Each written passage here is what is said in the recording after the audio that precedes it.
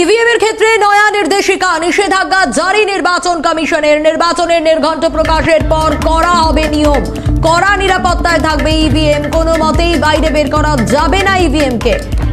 আরো বিস্তারিত জানবো, খালেদ জামাল আমাদের প্রতিনিধি রয়েছেন আমাদের সঙ্গে টেলিফোন লাইনে। খালেদ,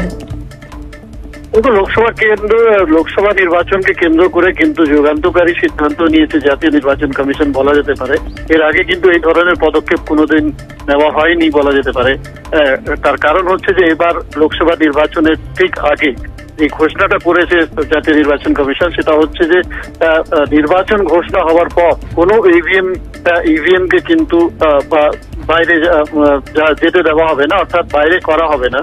যে সমস্ত ইভিএম রয়েছে সেই ইভিএম মেশিন একেবারে স্ট্রং রুম বা কড়া নিরাপত্তার মধ্যে থাকবে, যেটা আগে ছিল না।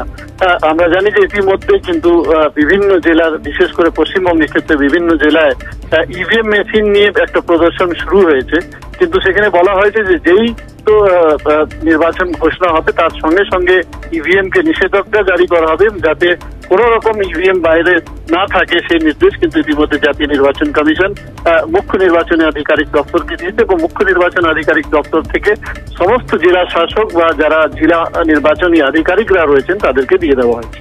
সোনিয়া, ধন্যবাদ খালেদ।